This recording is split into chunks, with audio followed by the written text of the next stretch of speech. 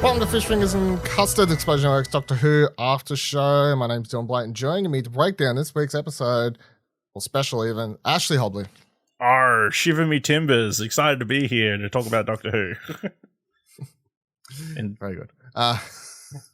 You're a real pirate. Real pirate. This episode? No, I watched it legally on ECIV. Yeah, me too. This episode we're talking about is the Easter special, I guess. The second one they've ever done after that David Tennant one. Neither of which ever have anything to do with Easter. But Legend of the Sea Devils, directed by Haolu Wang, I think. I'm sorry, could you just imagine what an actual Easter episode tied in would be? Well, I don't know why. They've had literally Santa Claus in Doctor Who. Why not add a fucking Easter bunny? Like, just do Easter bunny. My mind goes to what Easter's actually from, you know? Let's go see Jesus. Let's have a Doctor episode set around the crucifix. That's what I want to see. Do it. You could do it without being offensive, I feel. Like, whether or not Jesus was a real person, that period was a real place, and you could make someone called Jesus. I mean, there was literally technically a person called Jesus who was there. Yeah, at that I'm sure time. there was someone called Jesus. It's like they accidentally stopped Jesus from going on the cross. It's like crazy. Yeah. It's like, we have to fix the timeline. We need to get him crucified. I mean, Doctor Who would take a slight swerve and turning off a whole bunch of... And all the mythical things that, you know, we think are like true or like actually things that Doctor Who does. I feel like the hardcore Christian audience who would get offended isn't watching Doctor Who anyway, right? Yeah, probably not. So, it's fine. It's totally fine. The episode was written by Chris Chibnall and Ella Road. So Ella and Haolu neither have worked on Doctor Who before, so they're first timers for this special. The synopsis was: the Doctor, Yaz and Dan travel to 19th century China, where a small coastal village is under threat from both the fearsome pirate queen Madame Ching and a monstrous force which she unwittingly unleashes. What were your thoughts on the Legend of the Sea Devils, Ash? Meh. I mean, it just felt like a middle of the road kind of episode of Doctor Who. Probably middle of the road, probably being generous.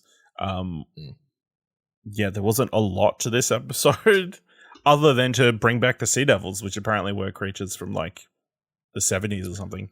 That's the only reason. Sea Devils previously appeared in The Sea Devils, Episode 1 from 1972, and Warriors of the Deep, Part 1 from 1984. So it's the first appearance since 84.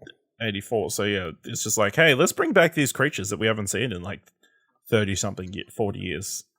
Other than that, it's like, fine, whatever, you know.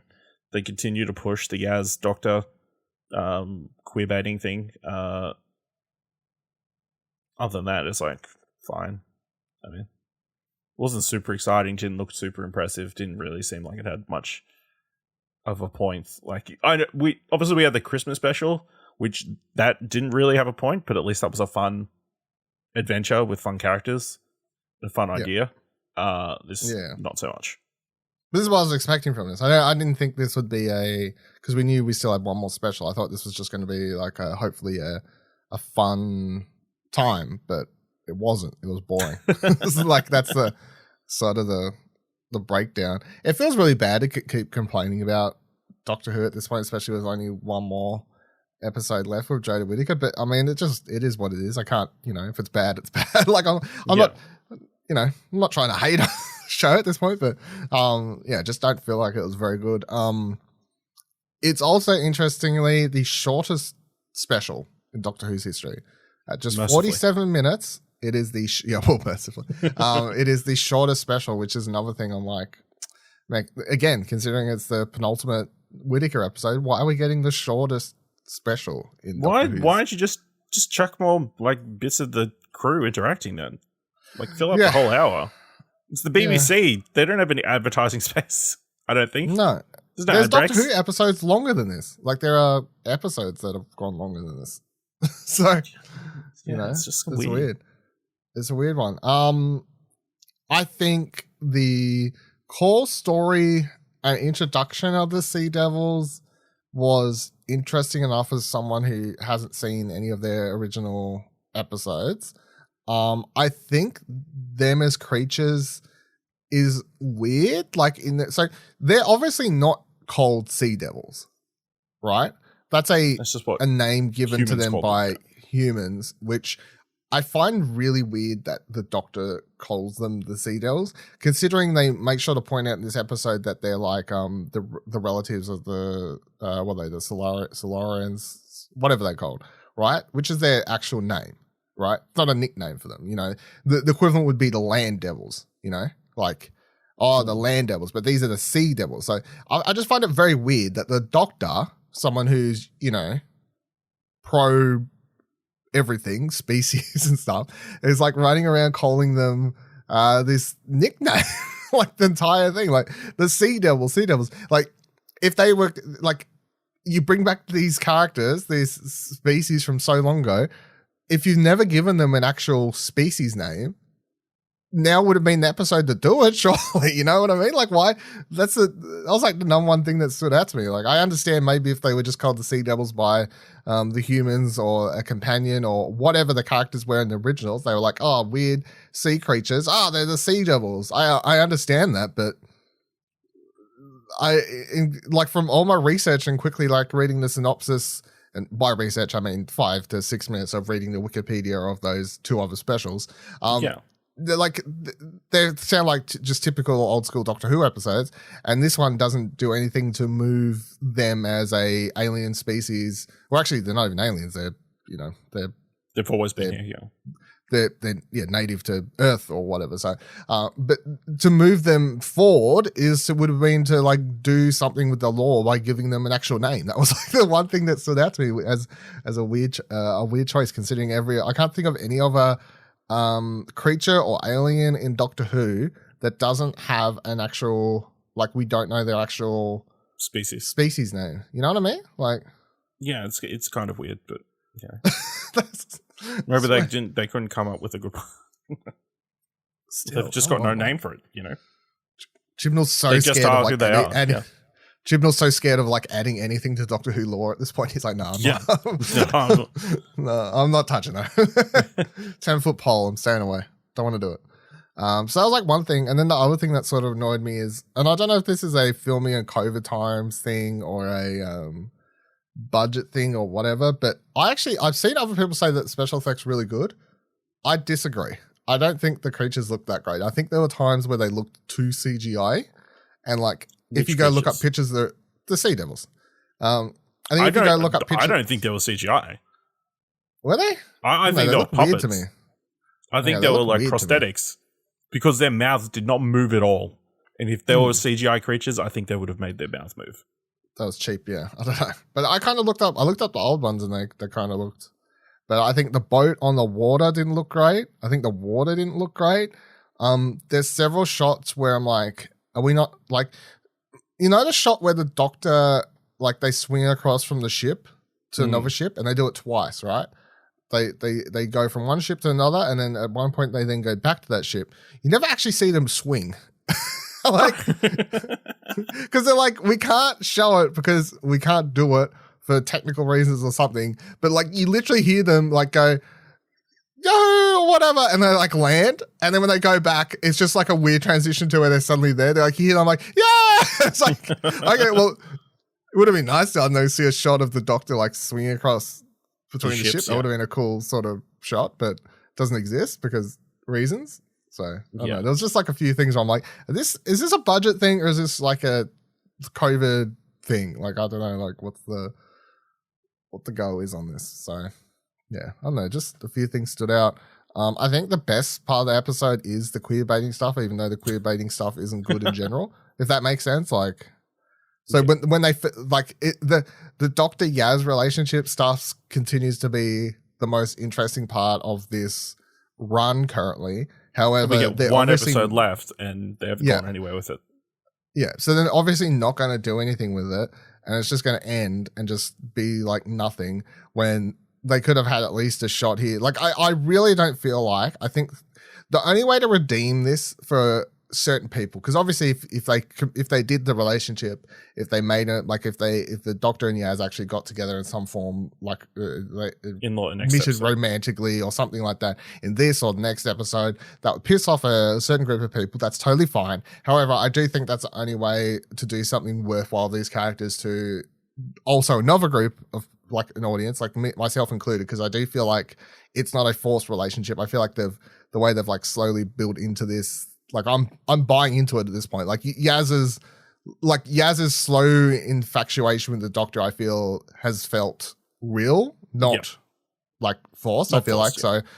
Yeah, I'm like totally into this at this point. However, as nice as that moment is, and I think like Whittaker and Medical's like acting in that, like their scene where they're sharing moments, I think is very good. I just think the whole, I'm the Doctor, I'm going to die one day. And of course we know as the audience, like that's literally an episode away. Yes. Like, so like there's just so many factors that are like, just like, okay, like it's just, yeah. So it's like, it's both the best thing of the episode by also being like the worst, because they're just like, yeah, we're just going to continue to queerbait you. And like, we've heard these responses before.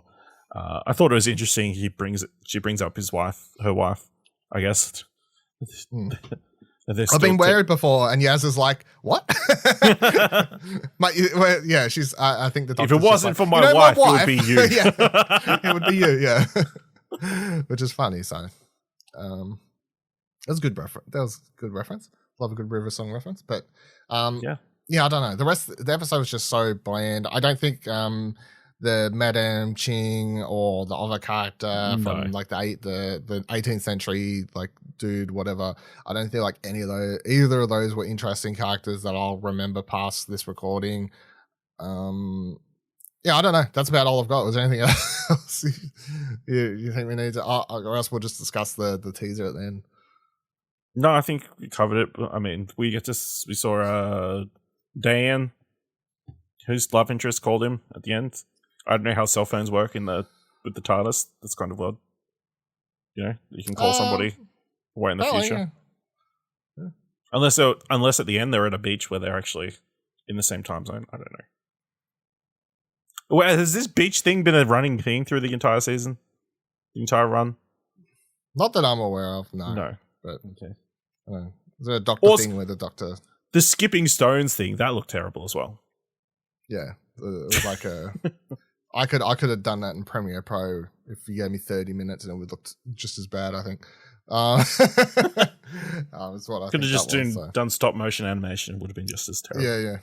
Yeah. This is weird. Like, it feels so rushed, but it's just, and it was shot a long time ago. All of last ages ago. Yeah, it's like last year. So, all right. So then at the end of all this, we got our first teaser trailer for the Centenarian Special, which is not the Doctor Centenary Special. It's the BBC Centenary Special. We don't have an exact date. However, the centenary of the BBC is mid-October somewhere.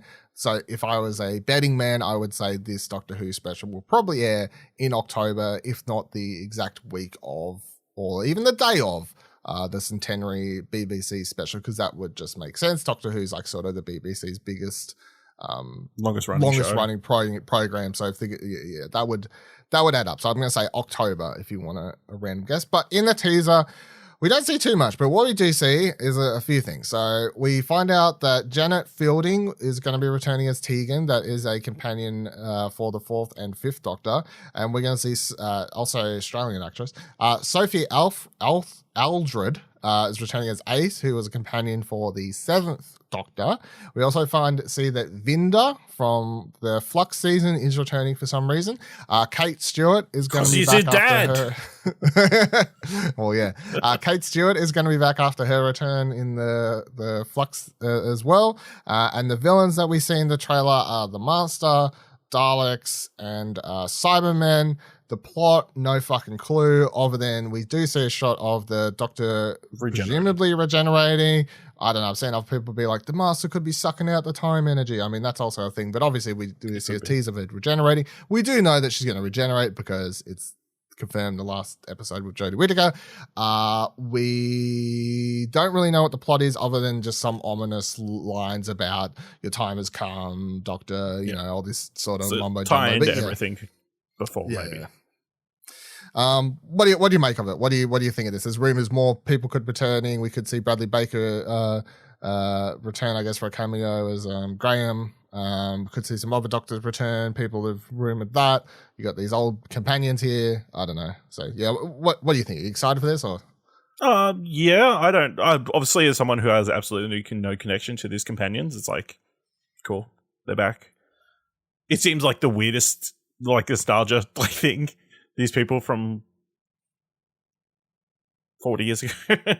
The only one I know who they both are solely because Tegan, I've watched a bunch of Tom Baker when I was a kid. So I know Tegan. And Ace, I haven't watched a bunch of, but I watched some, and she is considered one of the most popular, sort of in the top 5, I guess, of classic companions by when they did a poll in the Doctor Who magazine or whatever a couple of years back. So yeah. All right. Well, that's cool. I'm sure it'll hit for the nostalgia fans. I just hope that, they wrap up everything nicely. It's interesting to see this iteration of the Master back after we assumed he died whenever that season ended, whatever. Hopefully there's a rhyme and reason. It all feels like the run kind of comes full circle, I think is more important. Do you reckon we know who the next Doctor is by the time this airs, or they're going to try and keep it a secret till... Will we see the new Doctor in this episode, or is it going to be one of those fake out ones where they're regenerating at the end and we don't know who the next Doctor is? I'm going to say we know, solely because I would presume they start recording prior to this airing, would I think. Like, if this is going to start in October, start filming for new stuff. Yeah, I think they've started production by October, if not in October, or maybe even shortly after this. So I feel like we'll have to know by then. I wouldn't be surprised if they do a reveal event. Like Russell T Davies comes out, talks for a bit, talks about his plans for the show. Then they bring out who the Doctor is. Like a half-hour event or something like that, but not only because it's always a big deal when the Doctor is revealed, but also because how up and down this last few years has been for Doctor Who, and the BBC and everyone wants it to, it's the writing's on the wall by bringing back Russell T Davies. They really want a course correction. I know I've compared it to like J.J. Abrams coming back for Rise of Skywalker, which isn't really a good comparison, but because that did not go well. I guess it did go well for some people. For some people it did, for us, no. But it's the same sort of mentality is sort of how it feels to me. No offense to Russell T Davies. I do like Russell T Davies, of course, but I think because of that, they'll want to make it a media thing, have an event, talk about who the Doctor is, have Russell T Davies talk, get everyone talking and back on board with Doctor Who. So yeah, I think we'll definitely know who the next Doctor is prior to this. All right. Yeah. I think, odds are we'll know before, but I mean, it would be cool if they kept it till in the episode. Otherwise, they'll just do their thing, wishes regenerating at the end, and it's she's just about to regenerate, and then credits.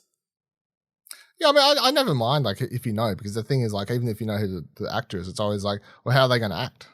What's their Doctor going to look like? When they announce Peter Capaldi, you're like, okay, well, I know who Peter Capaldi is because I've watched him swear his head off constantly in the thick of it. How's his Doctor going to act So there's always that sort of stuff. But keen, definitely interesting time. Gonna say October.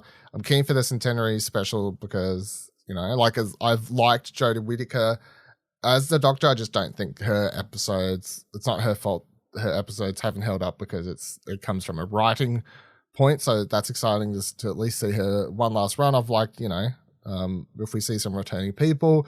overall, the story does nothing for me though. Like just like the second the trailer's like Master Dalek, Cyberman, I'm a bit like, oh, they're just throwing cool. the kitchen sink at this. Yeah, let's just throw all the main people. Like that does absolutely nothing for me at this stage. Like I'm so over Daleks and Cybermen, to be honest. Like especially always considering they're always like, what should we do for a special or like the season finale? Flip a coin, Master, Daleks, Cybermen, one of them. You know what I mean? Like just fucking.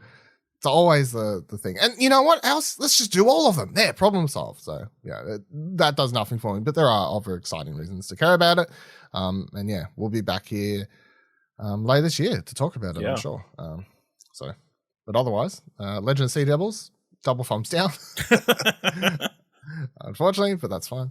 Thank you for joining us for this episode of Fish Fingers and Custard. Of course, if you like this show, make sure to check out all our other Exposure Network podcasts, after shows, things like that. You can find all that at exposurenetwork.com. Join our follow us on Twitter. Head to exposurenetwork.com/Twitter. Head to exposurenetwork.com/Discord if you want to come talk to us on Discord about Doctor Who or anything else pop culture related. And until next episode, sign us off, Ash. I don't know if I have a sign off for this show.